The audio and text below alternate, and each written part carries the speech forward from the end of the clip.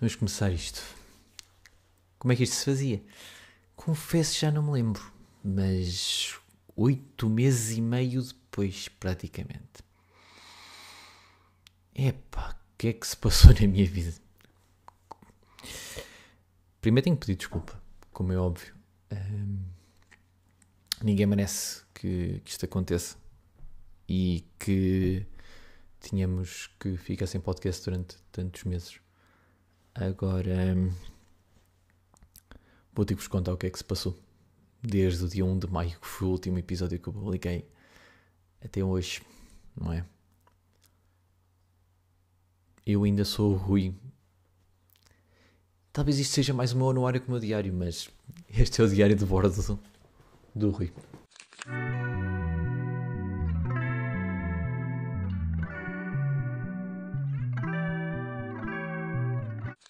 Então, queridos, como é que estamos? Por esta ausência prolongada, meio forçada, meio de desleixo, meio de... Nem sei, sinceramente. Às vezes eu falo um bocado disto e tenho um bocadinho de pena não ter gravado algumas vezes. Apesar de às vezes ter vindo aqui desabafar. E muita coisa mudou. A verdade é essa. Desde o último episódio para cá mudou muita, mas muita coisa. Acho que assim o principal que se deve apontar é... Eu mudei de trabalho. Ok, despedi-me, basicamente. E vou começar agora o estágio para a próxima semana, para a conclusão do curso. Deixei novamente o raio da cadeira de análise por fazer, mas o resto está tudo feito e falta uma cadeira e o estágio e a análise para terminar o curso. Mas despedi-me também pelo mesmo motivo que deixei o podcast, pelo mesmo motivo que deixei a minha vida entrar num buraco, num loop de coisas que perderam sentido, que tive que redescobrir, tive que me redescobrir em variedíssimos pontos, tive que voltar a aprender a lidar com coisas novas. E aquilo, quando estamos a correr um bocadinho contra a corrente, e foi um pouco o que aconteceu durante os últimos tempos que eu tive no meu trabalho. Eu, apesar de não estar a gravar desde maio podcast, abril, pronto, eu publiquei dia 1 de maio, eu tentei a todo o custo manter-me no meu trabalho antigo. Mudei de projeto nessa altura e fiz um esforço tremendo para continuar, apesar da complexidade que eu tive de projeto, do esforço que eu tinha que fazer. A partir mais ou menos desta altura do último episódio, eu apercebo-me que não fazia sentido, que estava a dar cabo de mim, que não estava a ser verdadeiro comigo e que estava a dar mais e não estava a preocupar-me acima de tudo comigo. Sabia que estava com a saúde debilitada, sabia que o meu tempo já tinha chegado, mas talvez por medo, talvez porque não queria dar a parte fraca como nunca quis dar na minha vida, ou deixar nada por fazer, eu acabei por me arrastar. Numa consulta com a minha psicóloga, depois nessa altura passámos a ver que eu fui de férias depois logo no final de junho, uma semana voltei melhor e na semana a seguir já estava terrível outra vez, já não me sentia bem, já não estava bem. E o que eu combinei com a minha psicóloga foi: eu ia de férias em agosto e setembro, e já vamos falar também sobre isso. E foi o que combinámos foi: eu voltava de férias no primeiro dia de aulas, ou seja, com trabalho e aulas, e ela disse, e fizemos um acordo que era para durar um mês. Ou seja, eu tinha que, ou normal, punha-me normal, tentava lutar contra o facto de não estar bem, o facto da pressão, o facto do perfeccionismo, o facto de 30 por uma linha, e tentava lidar melhor com as coisas. Ou daqui a meia dúzia de dias estava aqui, ó. Eu já me andava a arrastar, mesmo depois de 3 semanas de férias, ao fim da primeira semana eu já não conseguia sair da cama novamente. Ou seja, eu saio do meu trabalho em novembro e decido que vou tentar, vou fazer tudo de uma maneira perfeitamente normal, como estudante normal, só não vou trabalhar porque não cheguei ao limite, o limite já estava passado há meses. E sabia que teria que ser um processo que ia demorar, e apercebi-me o quão custoso são processos, ou porque é que eu não gosto de lidar com os processos, porque é muito mau para mim ter que chegar e submeter-me a uma parte de reaprender a viver, porque eu estava há praticamente 7 anos e meio sempre em alta rotação. Ou seja, foi a situação de quando estava a trabalhar no meu outro emprego, estava a trabalhar por turnos 6 dias por semana. Foi isto que foram 4 anos em que andei constantemente atrás de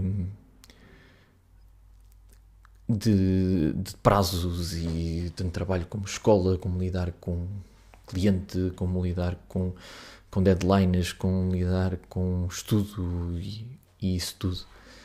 E cheguei a um ponto que tive que dizer que chega para mim mesmo. Costumo aceitar bastante. E esse processo custa um bocadinho. Voltar a readaptar-me depois de tantos anos a viver a vida de uma maneira de piloto automático, em que deixei que tudo que toda a gente controlava algo de mim, toda a gente tinha uma prioridade que não era a minha, que deixei de ser eu a prioridade.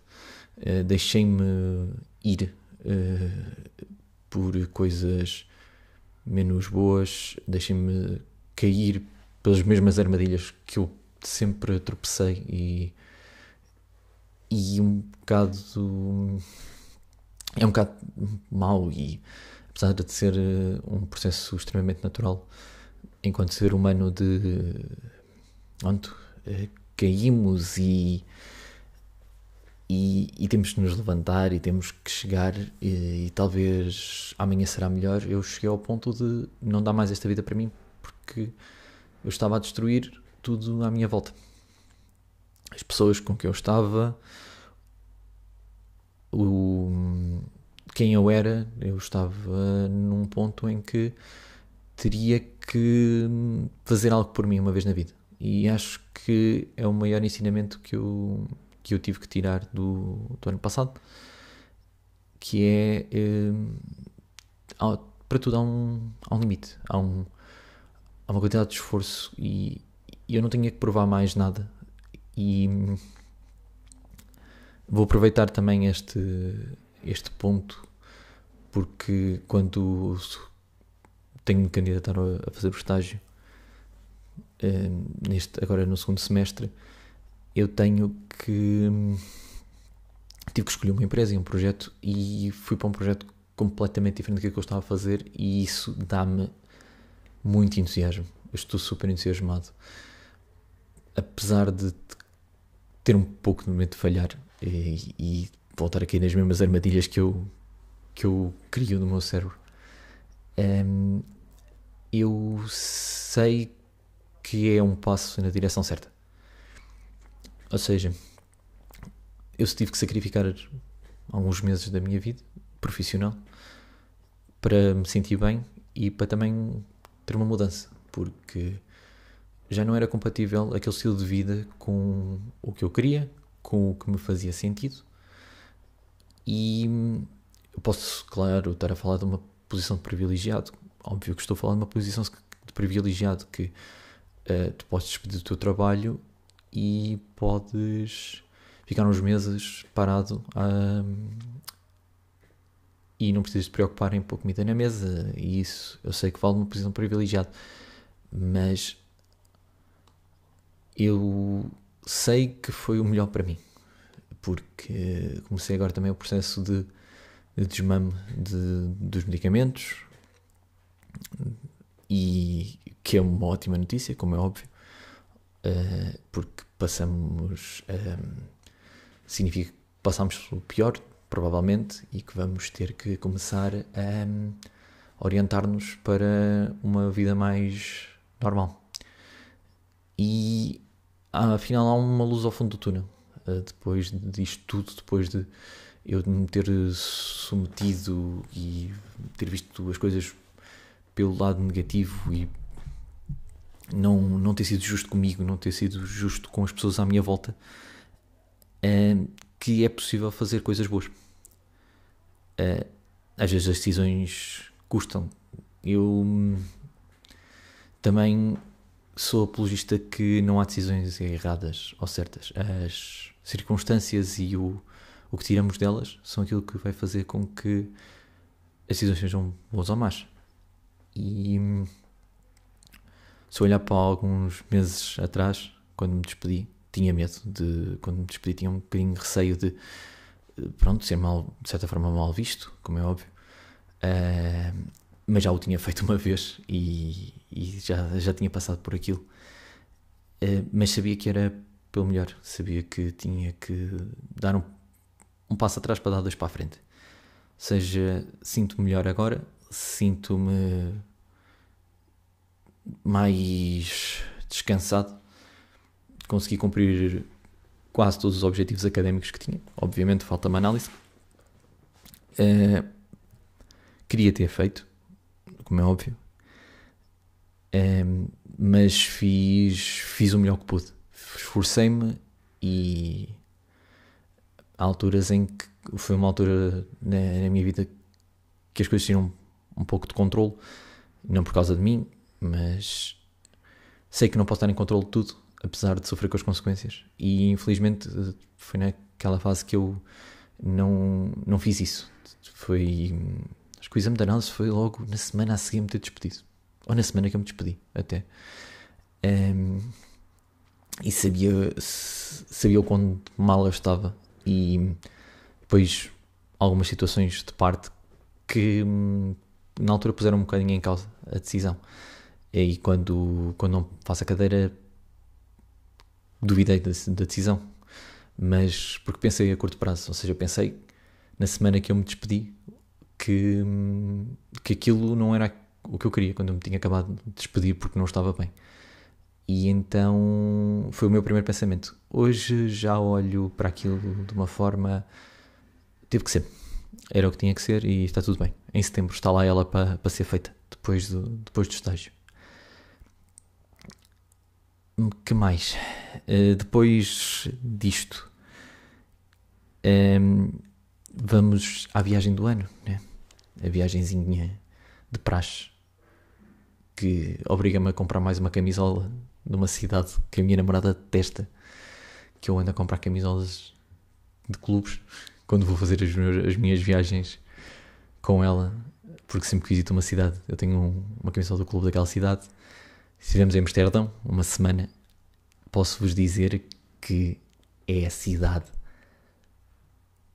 mais estranha e mais bonita ao mesmo tempo, porque aquilo, os canais, a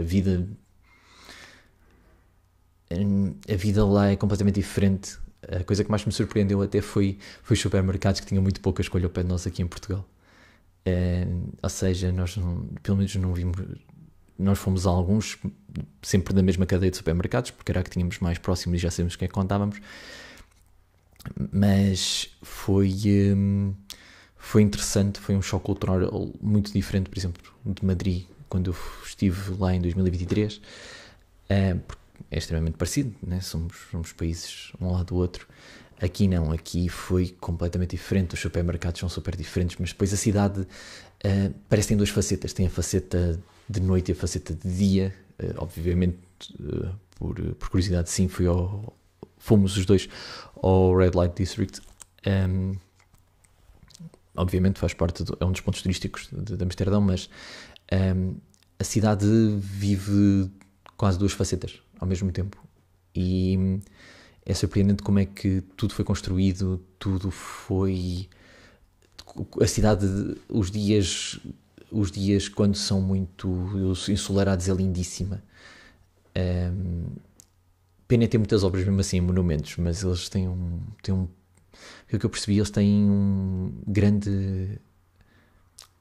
uma grande paixão pelos monumentos e uma grande entrega aos monumentos, então os monumentos estão constantemente sem obras e em renovações, e pena que alguns não deram para ver por completo, mas em dias ensolarados é lindíssima, porque é água por todo lado, é uma cidade que desperta luz, mas depois nos dias muito cinzentos, como é tudo praticamente tijolo, então parece uma cidade diferente, parece uma cidade ligeiramente mais triste, mais cozy, mas tem algo de especial. Ela depois é muito viva culturalmente, é extremamente cultural aquela cidade, nomeadamente em arte, né?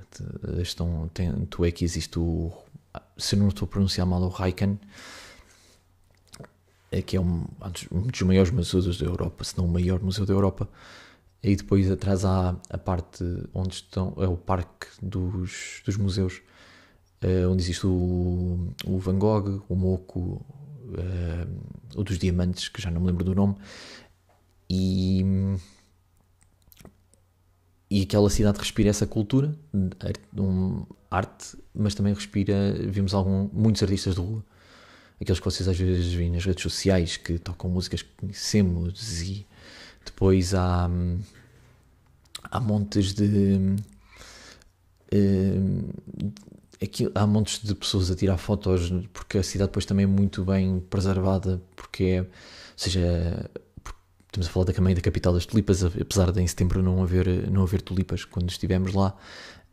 As tulipas são agora, e por acaso as tulipas que eu trouxe de lá estão a começar a dar, estão pequeninas ainda não é a altura delas, está quase, mas estava com um bocadinho de receio que corresse mal por enquanto. Agora, uma curiosidade interessante é que eu comprei as vermelhas e laranjas, e elas podem ser outra cor qualquer, porque depende do sol, elas são muito, muito complicadas, são esquisitas com o sol, mas esperemos que elas sejam vermelhas e laranjas. Eu depois mostro-vos. Mas Amsterdão tem uma magia, como eu disse, tem duas facetas. Depois os barcos, fomos fazer um passeio de barco, então aí descobrimos uma parte da cidade e uma forma de ver a cidade completamente diferente. Fomos também a Zanzichã, que é onde foi um senhor que comprou moinhos, e que, como eles estavam a deixar de ser usados, comprou-os e manteve as tradições dos moinhos, e então estão lá 8 ou 9 moinhos. Epá, incrível ver os moinhos, a vida que é daquele sítio é incrível. Ou seja, tinha desde artesanato a chocolate quente,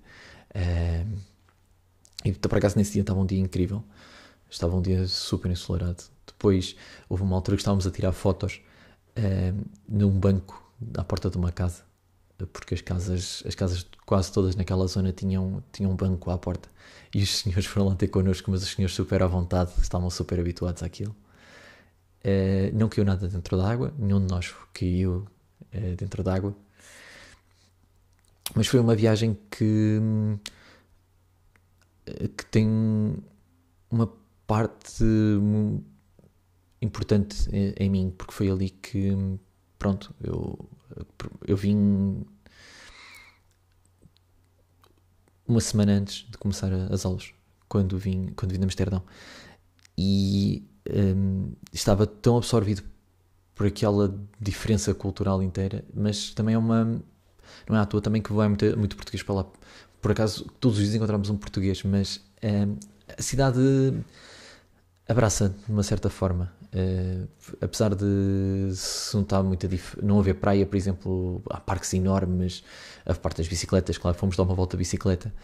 É diferente, é um choque cultural muito grande, porque apesar de estarmos na Europa e sermos um continente relativamente pequenino, é uma diferença cultural muito grande, e foi aquela experiência que nos faz perceber certas coisas diferentes, outras maneiras de viver, outras maneiras de pensar, que não são sequer perto das nossas. E depois também foi muito imersivo, porque também tivemos em vários sítios, para além de culturais, também descobrimos muita coisa. A pena pronto, é a comida. Eles lá, coitados, ao pé de nós são os meninos a comer. Mas pronto, lá tivemos as nossas aventuras, lá descobrimos sítios novos, e é uma cidade que eu por acaso gostaria de voltar a visitar. Senti que, apesar de ter visto muita gente a dizer que se via em 3 dias, uma semana não deu para visitar tudo aquilo que eu queria, e gostaria ainda de visitar mais coisas. E para vocês saberem, porque está só no meu Instagram pessoal, que assim, o clube que foi trazido para casa foi o Ajax, que eu fui fazer a visita ao estádio do Ajax, ao Johan Cruyff Arena, Cruzes. Foi incrível também. O senhor, foi logo no primeiro dia, o senhor foi incrível connosco, e fiquei super fã do senhor. Aquele senhor trouxe uma paixão, e mostra porque é que somos tão diferentes e tão iguais, porque apesar de ele ser de outro país completamente diferente do meu, ele sabia qual era o meu clube, sabia parte da história do meu clube, e era um senhor super carismático, e nunca tinha visto aquela entrega em alguém que trabalhava num estádio de futebol, e a paixão que ele tem pelo clube marcou-me bastante, e o quão universais nós somos quando se fala de futebol, então é incrível, e acho que é uma das coisas que me deixou mais fascinado, foi logo no primeiro dia com isso. Mas pronto, passando aqui depois da viagem de 2024, o que é que eu tenho para vocês? Planos para 2025, não é? Sim, eu vou continuar com o podcast. Isto vai ter que acontecer. Pode não sair perfeito. Neste episódio vai sair. Estou um bocadinho enferrujado. Estou um bocadinho pouco à vontade ainda. Mas vou voltar. Apesar do último episódio se chamar Estamos de Volta, foi em maio. E vou partilhar mais da minha vida durante o tempo que aqui vou estar agora, antes da grande mudança. Mas este ano, o que é que podem contar com o podcast? Da parte dos planos de 2025 vamos ter convidados. Esses convidados já estão alguns fechados. Vamos trazer mais temas diferentes, coisas que também podem associar mais a mim, como é óbvio. Não vou mentir, porque isto não deixa de ser o meu canto, mas há temáticas que eu quero trazer, há temáticas que eu quero explorar convosco e quero trazer especialistas em algumas áreas, porque acho que, acima de tudo, há uma parte de mim que quer deixar de viver tanto numa ignorância e tentar, se eu puder ter conhecimento, porque não partilhá-lo. Mas a grande novidade para este ano é a parte de que temos convidados, que eu posso garantir que vamos ter para este ano. Com questões de projetos pessoais, é obviamente acabar o curso, e a novidade bombástica e o porquê deste podcast ter atrasado ainda mais e o regresso ter sido atrasado ainda mais é que adquirimos uma casa, eu e a minha namorada, e então é por isso que isto atrasou mais um bocadito, que tem sido um grande desafio, tanto para mim como para ela. Confesso que me custou um bocadinho ter que começar uma casa do zero, sim, mas eu sei que isto vai ser a minha maior aprendizagem para aproveitar os processos, e apesar de não estar neste momento como queremos, vamos trabalhar para isso, e acho que isso me vai ensinar muito, vai me ensinar ter essa paciência e finalmente também atingir esse objetivo que é mudar-me com a minha namorada, que apesar de termos adquirido, não é para já, porque ainda vou estar aqui em Viseu a acabar o curso, e ela lá continua na capital, mas tenho que tirar o sumo daquilo, é isso, é ter de volta esse espírito de aproveitar os processos, aproveitar aqueles pequenos momentos. Ainda ontem notei isso, que estou em loop de certas emoções que me estão a distorcer a realidade e que me estava a custar sair dali. E depois, por mais que eu racionalize e por mais que eu pense certas coisas, às vezes é preciso mesmo um empurrão. E lá eu cheguei ontem à psicóloga e lá foi ela apertar comigo, e com razão. E fui e apercebi-me que sim, que tenho que saber aproveitar os processos, tenho que aproveitar o errar, apesar de um ótimo perfeccionista que sou. Não queiram, não é bom, não ponham isso como um defeito numa entrevista de emprego. Nunca digam qual é o teu maior defeito? Sou perfeccionista. Não, perfeccionista não é aquele defeito que é uma virtude, não é bom, é mesmo um defeito, abertamente. Não é para ficar bonito, não é para ficar, porque para ficar bonito na fotografia dizia outra coisa qualquer, mas não é difícil, mas isto vai-me ensinar isso, e vou tirar o maior proveito desta circunstância nova que isto trouxe, e que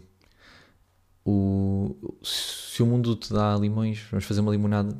É basicamente isto. Se isto foi uma oportunidade para eu trazer algo de bom para mim e para que fosse possível fazer algo de bom para mim, para ela, para o nosso futuro, e um projeto a dois, então vamos a isso. Vamos fazer o melhor possível para que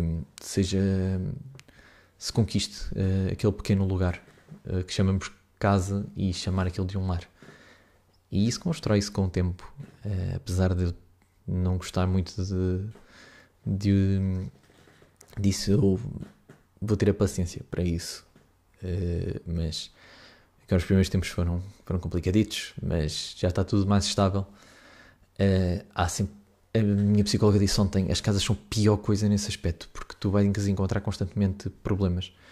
Então, se tu tentares controlar tudo como tu queres, vai dar asneira.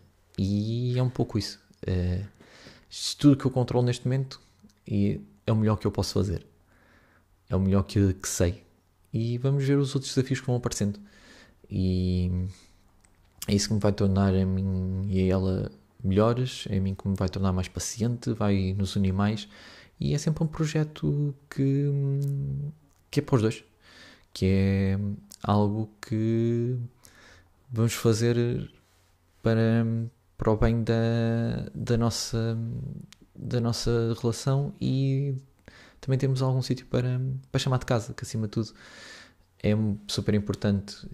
Falo por experiência própria de ter mudado em 2 anos, pouco menos de 2 anos, 2 vezes de casa, e já sinto às vezes sinto aqui nesta casa, mas uma coisa é, e vai ter outro sabor quando formos nós a fazê-lo e formos nós a conquistar isso.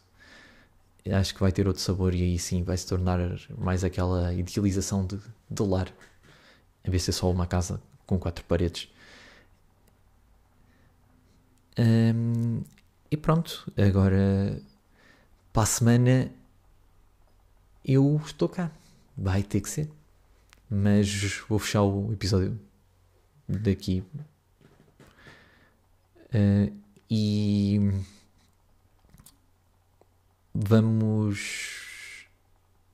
vou fazer o meu melhor para que volte tudo à normalidade.